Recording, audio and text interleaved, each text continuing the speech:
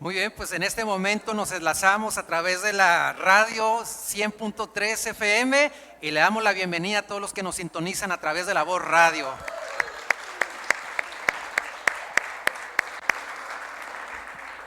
Para los que están en la radio, quiero decirles que hemos tenido un bonito tiempo de alabanza donde hemos estado celebrando que Jesús resucitó y porque Él vive, nosotros tenemos esperanza de vida, ¿verdad? De vida eterna. Gracias a Dios por ello.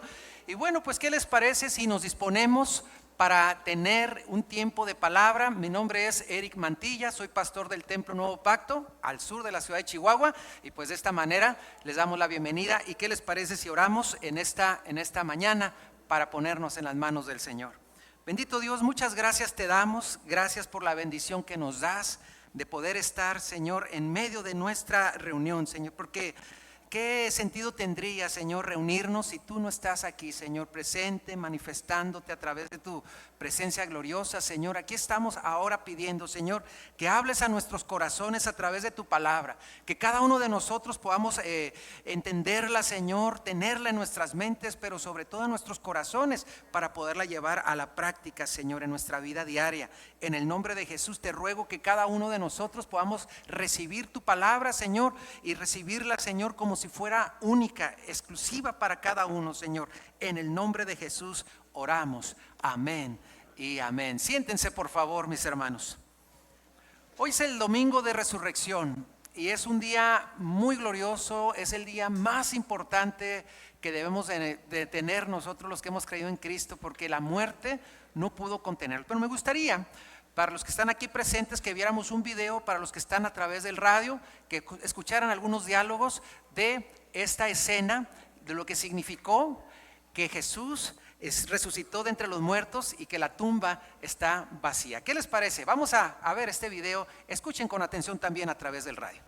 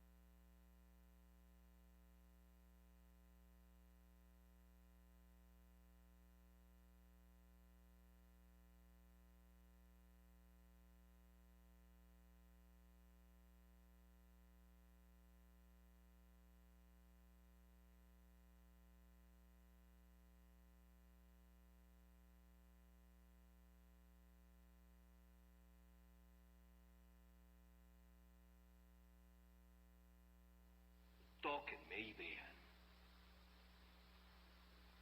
Un espíritu no tiene carne ni huesos como ustedes ven que tengo yo. Lo que me ha pasado es aquello que les anuncié cuando estaba con ustedes. Que había de cumplirse todo lo que está escrito de mí en la ley de Moisés, en los libros de los profetas y en los salmos. Está escrito que el Mesías tenía que morir y resucitar al tercer día. En su nombre y comenzando desde Jerusalén hay que anunciar a todas las naciones que se vuelvan a Dios, para que sus pecados les sean perdonados. Ustedes son testigos de estas cosas. Y yo enviaré sobre ustedes lo que mi Padre prometió. Pero ustedes quédense aquí hasta que reciban el poder que viene del cielo.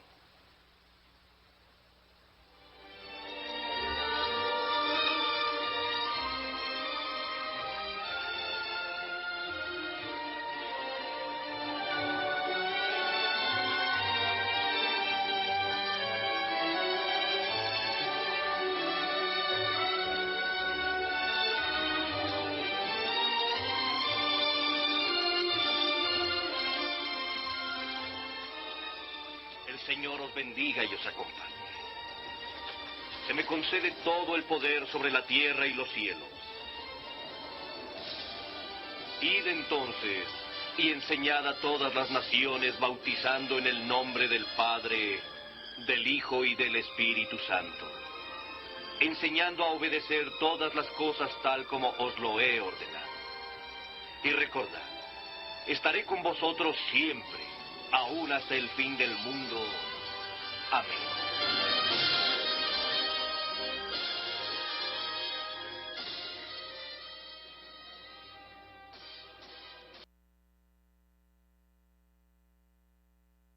Hoy es el día más importante para la iglesia cristiana, debe de ser el más importante. Cualquier otra fecha está por debajo de esta, porque aquí está cimentada nuestra esperanza de vida, porque hoy podemos tener la esperanza de vivir gracias al poder de la resurrección. La resurrección de Cristo es y debe de ser siempre el centro de nuestra fe. Y hoy vamos a analizar cómo es que ustedes y yo podemos ser o debemos ser testigos de esa resurrección.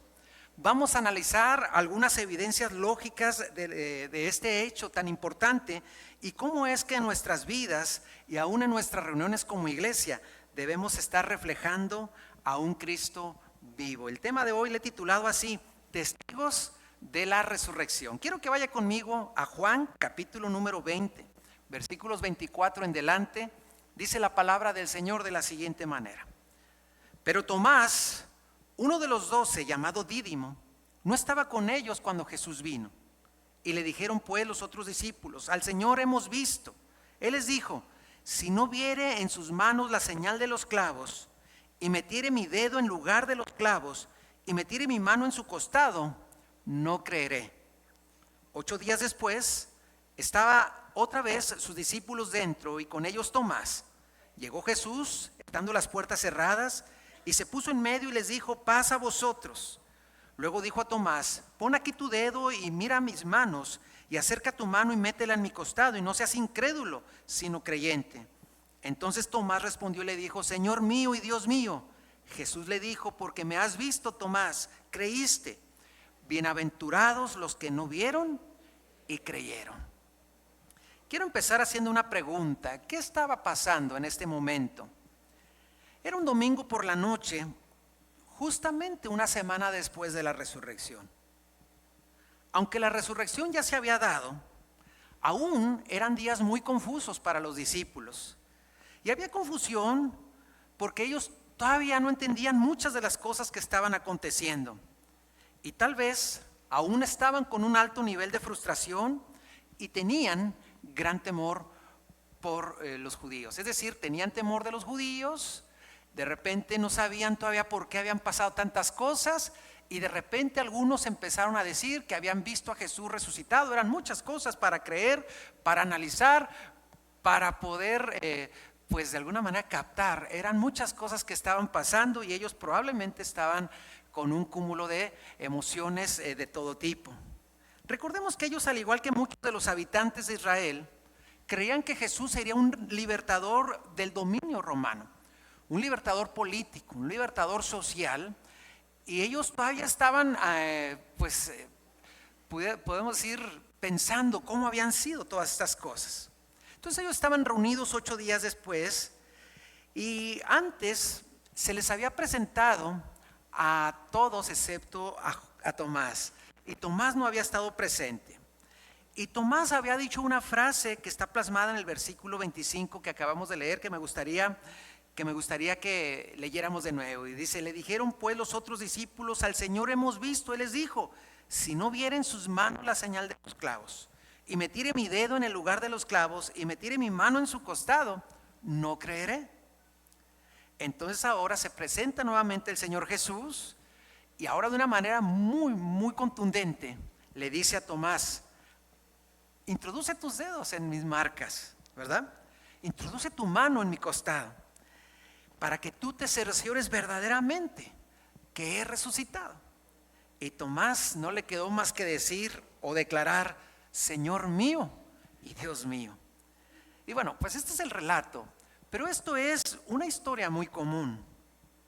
Nosotros solemos criticar a Tomás por su incredulidad. Muy fácilmente podemos decir, ¿cómo es posible que Tomás tenía tal incredulidad de querer meter los dedos en las llagas del Señor? Pero solo basta con hacernos unas preguntas. Por ejemplo, ¿cuántas veces nosotros hemos deseado ver a Jesús de una manera corporal en la actualidad? ¿Cuántas veces hemos deseado tocarlo y escuchar sus palabras? ¿Cuántas veces hemos dejado de orar porque simple y sencillamente no sentimos nada? Hay momentos en los que quiere estar cerca de Él, en este caso del Señor y de su consejo. ¿Y cuántas veces hemos sentido que el Señor no nos habla? ¿O hemos sentido que no podemos experimentar la presencia del Señor? Muchas veces nosotros nos parecemos a Tomás, ya que Tomás había querido la presencia física de Jesús, nuestro Señor, para poder creer. Él dijo, yo no voy a creer hasta que me cerciore por mí mismo, hasta que meta mis dedos, hasta que meta mis manos. Y él necesitaba la presencia física de Jesús, pero el plan de Dios es más sabio. Y el Señor Jesús no fue duro con Tomás, aunque Tomás tuviese muchas dudas, Él se le presentó. Y a pesar de su escepticismo, Tomás siguió siendo fiel a los hermanos en la fe y a Jesús mismo después de este suceso. Pero este es un fenómeno muy común en la actualidad. Y basta con ver las motivaciones para nuestros eventos evangelísticos o para nuestras reuniones. ¿Qué tenemos que hacer nosotros? Publicar en las redes, decirles unos a los otros para que la gente pueda venir a la iglesia. Normalmente promovemos nuestros eventos bajo esta expectativa. Nuestros eventos, en nuestros pósters, en nuestras publicaciones, en nuestros anuncios en el radio, lo que le decimos a la gente, venga a meter sus manos en las llagas de Jesús, venga a meter sus manos en el costado del Señor, porque la gente necesita ver, ¿Cómo le decimos esto? Bueno, literalmente no lo hacemos así, pero ¿cómo intentamos traer a la gente? Le decimos, ven, Jesús sana. Porque tal vez muchas personas puedan estar padeciendo de alguna enfermedad y seguramente el Señor puede sanar su enfermedad. Miren, yo me acuerdo cuando recién iniciaba el ministerio, empezamos en una iglesia, en un pueblo aquí cercano, aquí de Cerdán, y siendo el pueblo duro, bastante duro para el evangelio y para ir a la iglesia, porque a la gente no le gustaba ir a la iglesia, porque ya que el pueblo es chico, si alguien iba a la iglesia, pues luego lo catalogaban de hermano, ¿verdad? Pero me acuerdo que trajimos un evangelista de Ciudad Juárez, que Dios lo usaba grandemente en el don de milagros, en el don de sanidad. Contratamos un carro de sonido que fue perifoneando por todo el pueblo diciendo, y así se llamó Campaña Cristo Sana, y llevamos volantes, invitamos casa por casa. Y ese pequeño templo, cuando llegó el día en el cual se iba a empezar con esta campaña, para nuestra sorpresa y nuestra alegría, estaba totalmente abarrotado de personas. Muchas personas que tenían enfermedades vinieron y muchas fueron sanadas. Pero cuando se acabó la campaña, muchas no decidieron seguir tampoco. Es decir, es el mismo fenómeno. Yo quiero tocar a Jesús, yo quiero meter mi mano en su llaga, yo quiero estar teniendo una experiencia muy visible para poder seguirle.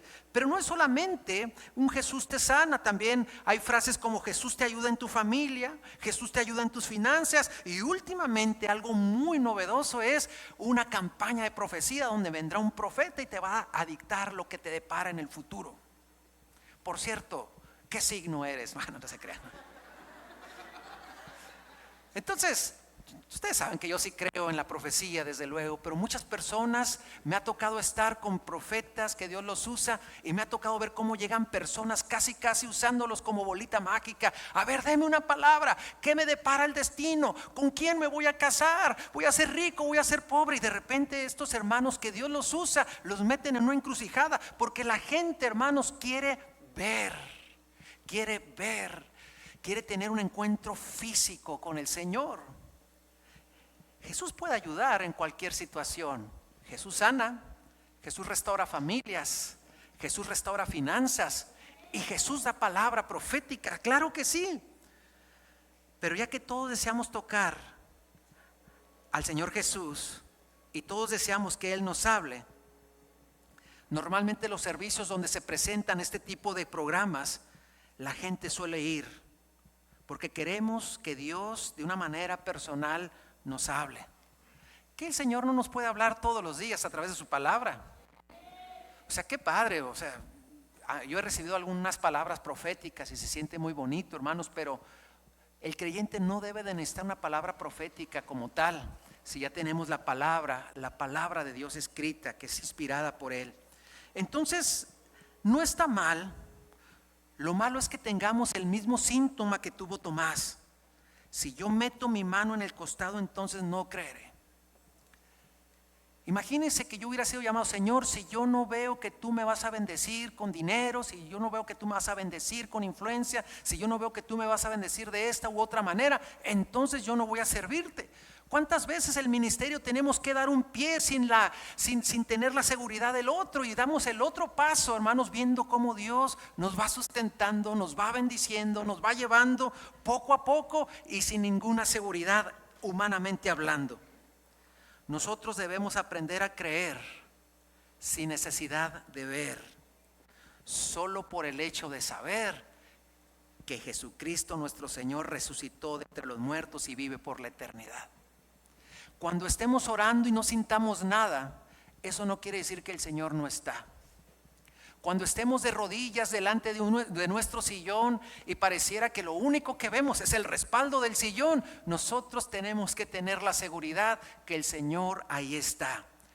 Y el Señor dijo: bienaventurados es que los que sin ver creen. Tenemos que estar dispuestos a creer, lo sintamos o no.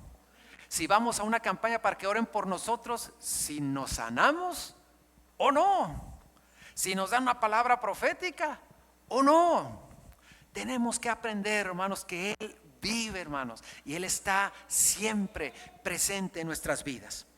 Ahora, a mí me gustaría hablar sobre algunas evidencias lógicas de la resurrección.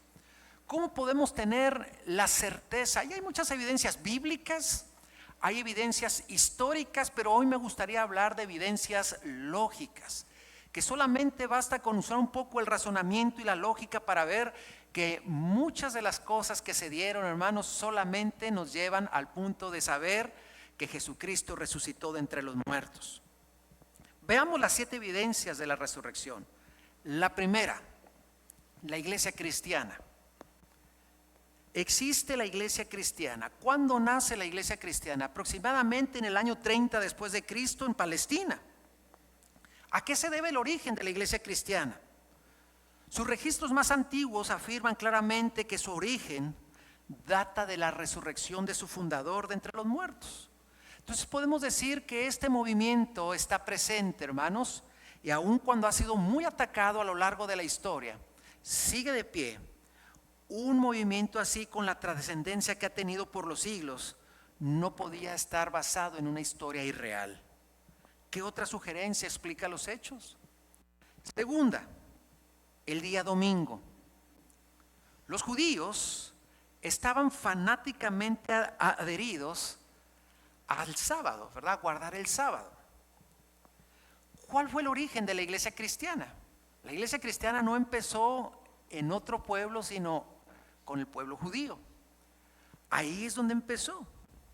Entonces, si iba a empezar exclusivamente con la gente judía, se precisaría de un acontecimiento de significación profunda y revolucionaria para hacerlos cambiar de reunirse todos los días, pero haciendo un énfasis especial en el primer día de la semana. Ellos, siendo judíos, podrían haber dicho: bueno, ya que somos judíos, podemos seguir guardando el sábado para que sea el día del Señor.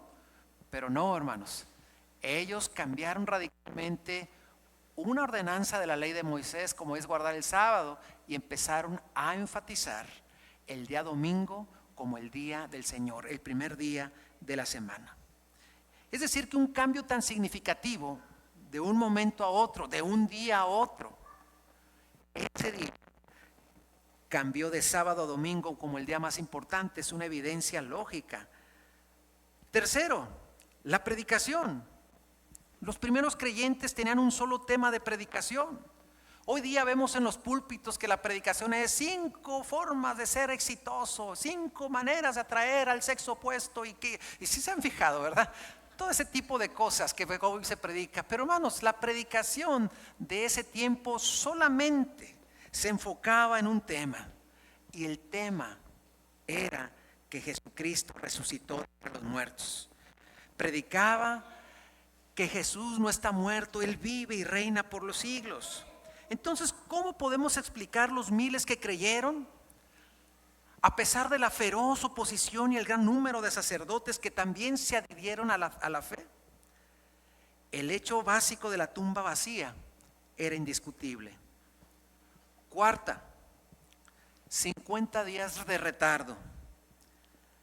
¿Cómo explicamos el extraño intervalo de 7 semanas entre un acontecimiento y la primera proclamación? Cuando Jesús muere, pasan prácticamente 50 días de la fiesta de la Pascua a la fiesta del Pentecostés, donde realmente inicia el gran movimiento de la iglesia cristiana. Ningún inventor de falsas evidencias y ningún soñador de leyendas hubiese fabricado una historia así. Esperar a que pasara tanto tiempo para empezar a hablar en este caso de la resurrección de Cristo. Pero nadie hubiera esperado, porque no solamente son 50 días, son de una fiesta a la otra. Aquí en nuestro contexto de Chihuahua, bueno, no tenemos fiestas así que digamos, pero de repente pudiéramos nosotros pensar, cuando menos imaginamos, ¿verdad? Estamos en una noche mexicana por el 16 de septiembre y pudiéramos pensar que el 20 de noviembre ya se nos olvidó los antojitos que comimos, los Viva México que dijimos, porque ya estamos en otra fiesta y estamos en otro contexto. Y aunque son muy mexicanos, pudiera ser que son muy diferentes fiestas. Pero qué decir cuando pasamos de una celebración como el 20 de noviembre, donde andamos todos a lo mejor muy mexicanos, a la de Navidad, que son totalmente opuestas. Nadie llega a una fiesta de Navidad con un sombrero y unas carrilleras. Normalmente las personas ya llegan con narices de Rodolfo el Reno y cosas de esas. ¿Qué es lo que sucede? Bueno, la gente va cambiando conforme a las festividades. Había pasado la festividad de la Pascua, ahora era otra festividad cuando empieza el gran revuelo de la proclamación de Cristo resucitado. Si alguien de ustedes quisiera empezar un movimiento, entonces cuando está calientita la cosa, como es el tiempo de la Pascua donde Jesús había muerto, entonces era el momento importante para empezar a hablar de la resurrección de Cristo de inmediato.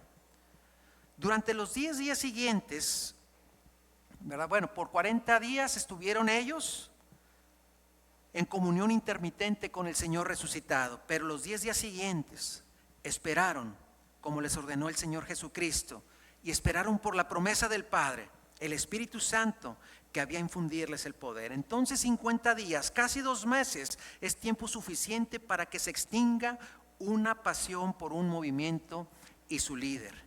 Quinto, el cambio de sus seguidores. ¿Qué podemos decir de sus mismos apóstoles? ¿Qué fue lo que hizo cambiar a aquel puñado de pobres y vencidos cobardes? Cambiarlos a un grupo de irresistibles misioneros que pusieron al mundo al revés, porque ninguna oposición podía detenerlos. ¿Qué fue lo que cambió a Pedro? De ser un hombre débil que negó a su maestro bajo las preguntas de una joven esclava, a ser un hombre que ahora no podía ser silenciado ni por el mismo Sanedrín. ¿O qué decir de un Pablo y los evangelistas que nos dan esta explicación cuando dicen, bueno, la razón de Pedro, del cambio de Pedro es, y se le apareció a Pedro? Y esto trajo como consecuencia un gran cambio en la vida de Pedro. ¿Qué es lo que cambió a Jacobo? El hermano humano o el hermano en la carne del Señor. Jacobo no era partidario de Jesús, hermanos, pero este Jacobo fue convertido en un líder reconocido de la iglesia de Jerusalén. Y todo en un corto espacio de pocos años. Se nos dice también, es que se le apareció a Jacobo. Y esto fue vital para que Jacobo, siendo un escéptico, se convirtiera en líder de la iglesia en Jerusalén. ¿Qué otra cosa pudiera haber llevado a este cambio, a este crítico, a describir a su hermano como el Señor de la gloria? ¿Y qué decir de Saulo, el perseguidor de la iglesia? Él debió haber conocido todos los hechos sobre la tumba de José de Arimatea. Pablo seguramente había escuchado sobre los rumores de ese Jesús que había resucitado, pero no fue sino hasta que tuvo un encuentro con él que le dijo el Señor Jesús: soy yo, Jesús, a quien tú persigues. Y de Esteban el mártir y de la multitud de tantos testigos. Estas vidas transformadas son una evidencia lógica de la resurrección de Cristo. ¿Quién de ustedes estaría dispuesto a dar su vida por un cuento que no es verdad? ¿Quién de ustedes estaría dispuesto a entregar su vida por algo que por ahí se dice, pero que a ustedes no les consta? Pero cuando algo les consta, están dispuestos a morirse con esa realidad o con esa verdad. Sexto, las vidas transformadas. Consideremos la experiencia de los cristianos a lo largo del tiempo. Una gran multitud de hombres y de mujeres, de todos tipos, de alta y de baja posición. Gente ignorante, pero también gente instruida. Civilizados y salvajes. También respetable y no tanto. Toda esta gente han encontrado la salvación y el gozo en el Cristo resucitado y vivo. Sus vidas transformadas han dado testimonio de la realidad de su experiencia. Entre ellos nos podemos contar nosotros. ¿Cuántos de nosotros podemos dar testimonio de la transformación que el Señor ha hecho en nuestras vidas? Amén. Y eso es algo maravilloso, porque ante tal evidencia tampoco alguien pudiera dudar. Y por último, la séptima, la persona de Jesús. Finalmente consideremos a aquel que resucitó.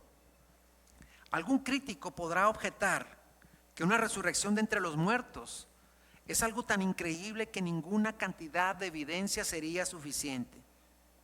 Pero esta línea de razonamiento no puede ser aplicada a aquel a quien estamos considerando, en este caso a nuestro Señor Jesús.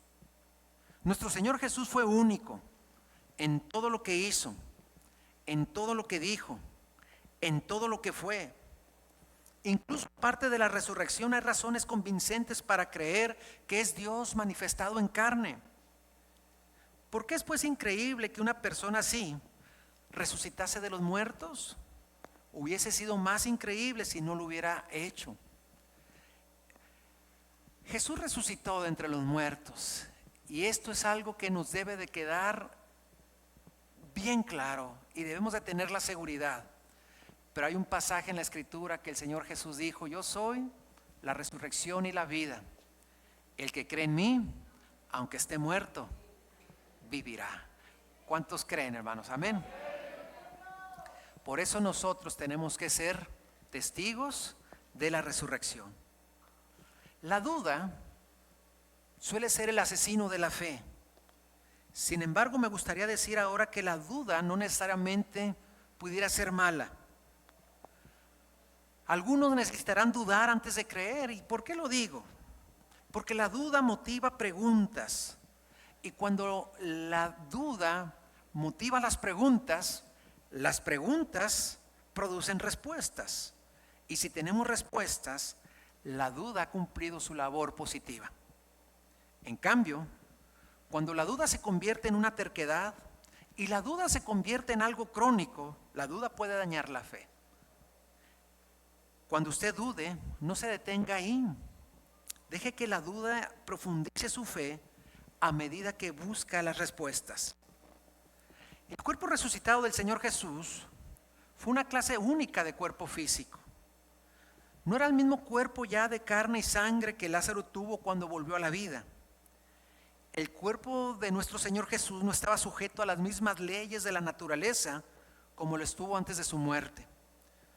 Ustedes se fijaron en el pasaje que leímos, pudo aparecer en una habitación cerrada, aun cuando no era un fantasma ni una aparición. Lo pudieron tocar y pudo comer.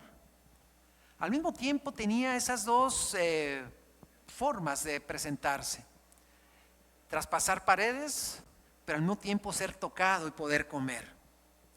La resurrección de Jesús fue literal y fue física. No se trataba de un espíritu solamente. Jesucristo verdaderamente resucitó de entre los muertos. Algunas personas piensan que creerían en Jesús si vieran un milagro o una señal categórica.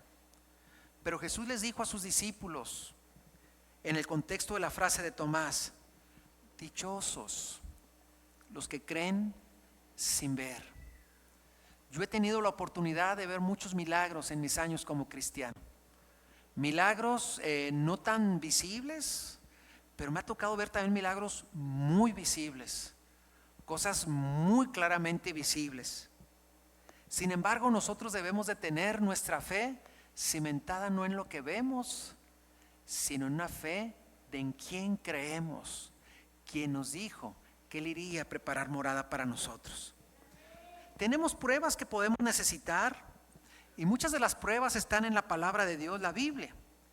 Podemos tener pruebas en el testimonio de los creyentes, pero una aparición física de nuestro Señor Jesús no haría a Jesús más real de lo que ahora es.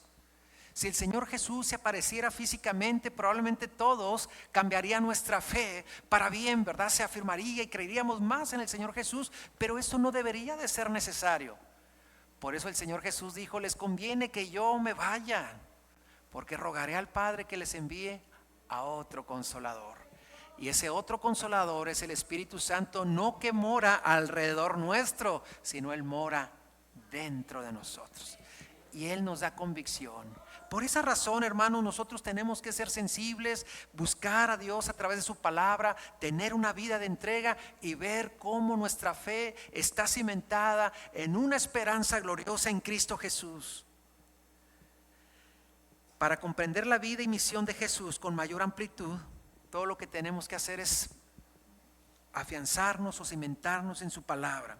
Jesús nos dice que en su evangelio hay muchas señales que hizo Jesús, aún hay más de las que están escritas aquí, pero por alguna razón el Señor solo permitió que algunas de ellas estuvieran aquí. Juan nos dice que en su evangelio solo hay algunas cosas, algunas pocas señales y que tendría que escribir muchas cosas, ¿verdad? Si escribiera todo lo que vivió cerca del Señor Jesús. Pero todo lo que está escrito es todo lo que nos hace falta saber para saber o para creer que Jesús es el Cristo, el Hijo de Dios, por medio del cual recibimos vida eterna. Hoy tenemos un llamado a tener una vida cristiana de fe y obediencia a Dios.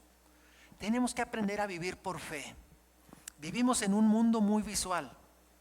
Las clases ya no son como antes, ¿verdad? Las clases antes eran a través de la repetición. Las clases eran a través de poner atención al maestro. Las clases eran a través de escribir. Ahora las clases son muy visuales y esto nos ha hecho muy visuales. Todo lo queremos ver, todo lo queremos comprobar, todo lo queremos constatar. Pero en los temas de fe, hermanos, tenemos que seguir siendo como antes. Saber que Dios nos ha dado una promesa y nosotros tenemos que caminar en torno a ella. Esa es nuestra realidad. Qué bueno que hoy podemos tener la Biblia en nuestros celulares, en nuestras pantallas, podemos tener estaciones de radio y tantos recursos, tantas cosas. Sin embargo, aun cuando todo eso dejara de ser, nuestra fe no debe estar fundada en la tecnología, ni en todo lo visual, ni en toda la experiencia que pudiéramos tener. Nuestra fe debe estar cimentada en el hecho de que Jesús vino en carne, murió por nuestros pecados, resucitó derrotando a la muerte, hermanos, y trayendo esperanza a nuestras vidas, pero sobre todo vivir en la esperanza de así como Él ascendió, así Él regresará para traer a nosotros esa bendición para nuestras vidas. Amén.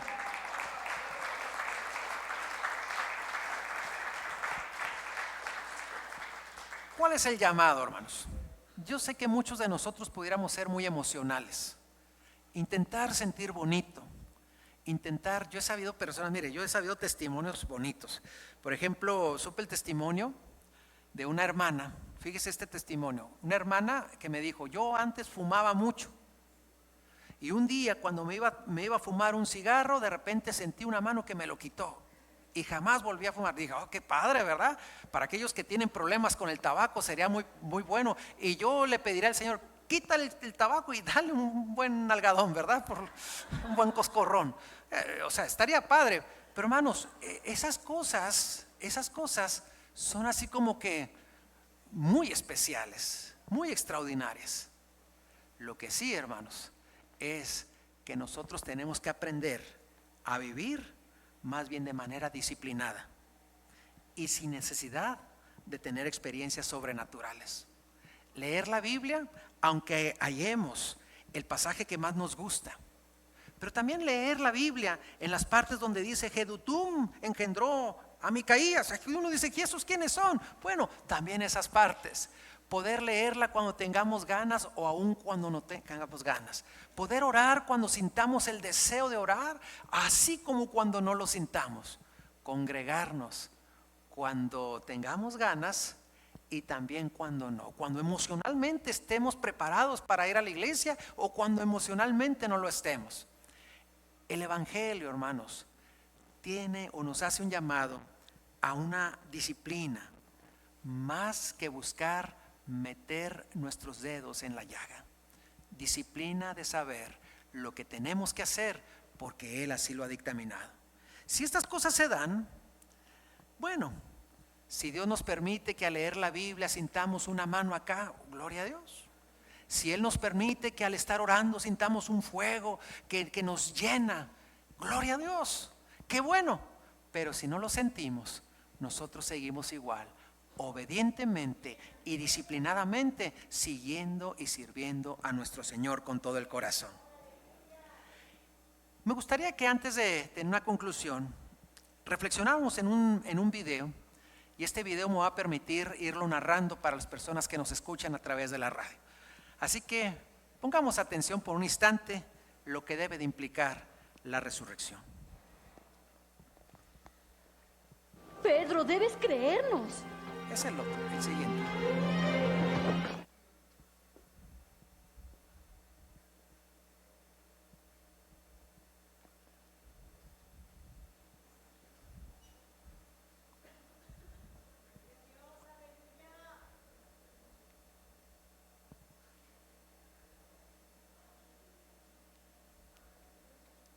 Vamos a ver de qué manera nuestras vidas necesitan tener esa evidencia y de qué manera nosotros podemos ser testigos de la resurrección.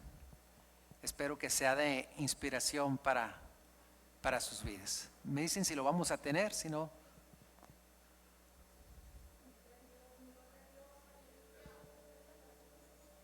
Donde quiera que anduvo, donde quiera que enseñó,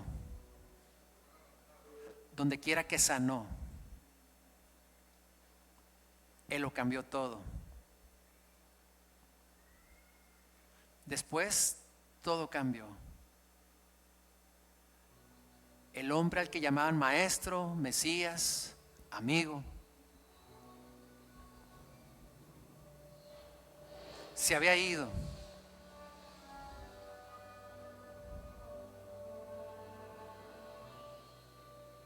Pero el milagro más grandioso aún estaba por acontecer. No está aquí. Ha resucitado. Él vive. Y gracias a que Él vive, si extiendes tu mano, si lo llamas, si clamas su nombre, Él está aquí.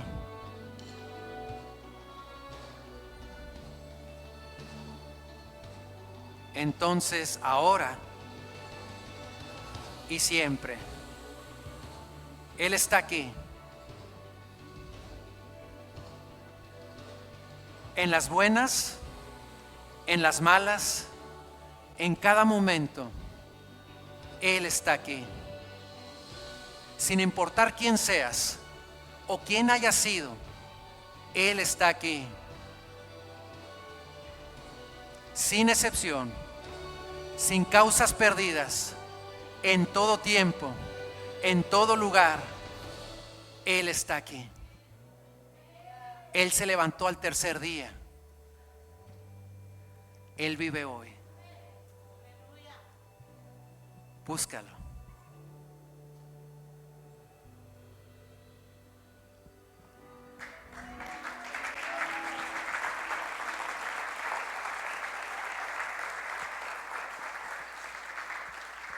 A nuestro Señor Jesús no lo limita un solo cuerpo físico. Tal como lo vimos en esta reflexión, Él quiere estar con usted siempre. A veces yo batallo, hermanos, de repente con algunas publicaciones, a ver si usted piensa lo mismo que yo, y de repente ponemos, mi familiar, por decir un ejemplo, mi mamá está enferma, pero Dios la sanó. Dios es bueno. Pero a veces vemos, mi mamá está enferma, pero falleció. ¿Sabe una cosa? Dios sigue siendo bueno, en los buenos momentos y en los malos también. Pero a veces nosotros hemos aprendido nuestra fe al puro estilo de la teología de Tomás. Yo quiero estar viendo para creer siempre que mis dedos entren a sus llagas. Pero yo creo que la teología correcta es, yo voy a creer si puedo ver o si no puedo ver. De igual manera voy a creer. El Señor está con nosotros en la persona del Espíritu Santo. Y el Espíritu Santo también puede hablarnos. Podemos hallar sus palabras en ese susurro interno, pero no hay mejor manera que encontrarlas, sus palabras, a través de su santa palabra. Él puede ser tan real para usted como lo fue para Tomás. Solo recordemos las palabras de nuestro Señor que dijo, bienaventurados los que no vieron y creyeron. En este reglón estamos la mayoría de nosotros. Yo quiero terminar con 2 versículos que hablan de la importancia de la resurrección de Jesús para la vida de la iglesia. Primero los Corintios 15:14 dice, y si Cristo no resucitó, vana es nuestra predicación, vana es también vuestra fe. Y más adelante, primero los Corintios 15:17, y si Cristo no resucitó, vuestra fe es vana, aún estáis en vuestros pecados. Les invito a estar de pie. Porque Él vive, nosotros tenemos esperanza de vida. Amén, hermanos. Así que en cada momento, en cada situación, Él está con nosotros siempre. ¿Qué les parece si damos gracias a Dios porque su resurrección nos da la esperanza para caminar confiados, para caminar en bendición, para caminar en victoria, pero también para caminar con la esperanza de que Él regresará por nosotros y habitaremos con Él por la eternidad? Oremos. Bendito Dios, muchas gracias te damos en esta hora por la bendición que nos das. Muchas gracias, Señor, porque hoy podemos, Señor, recordar que tú, Señor, resucitaste con poder, que tú, Señor, venciste a la muerte, que tú, Señor, te levantaste de entre los sepulcros, Señor, y Señor bendito, ahora, Señor, estás sentado en tu trono de gloria, pero así, Señor, tú regresarás, Señor bendito, para que cada uno de nosotros podamos tener, Señor, la recompensa, el galardón prometido, Señor. Hoy te damos gracias por la obra gloriosa y maravillosa que tú haces en cada uno de nosotros. Que nuestra fe, Señor, esté cimentada no solo en lo que vemos, sino que esté cimentada, Señor, esté cimentada en lo que hemos sido enseñados desde el principio, en los principios de tu palabra, en todo aquello que hemos aprendido y que nos hacen, Señor, ver que tú eres fiel a tu palabra, y porque tú vives, Señor, tú cumplirás cada una de las promesas que están ahí.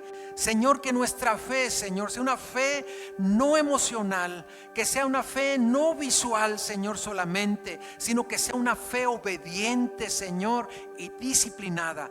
Bendito Dios, cada uno de nosotros, que cada día que pasa podamos crecer en fe, Señor. En el nombre de Cristo Jesús, te damos gracias por tu obra maravillosa en cada uno de nosotros. Y hoy, Señor, nos gozamos y nos regocijamos en ti, Señor, y tenemos puesta nuestra esperanza en ti, Señor.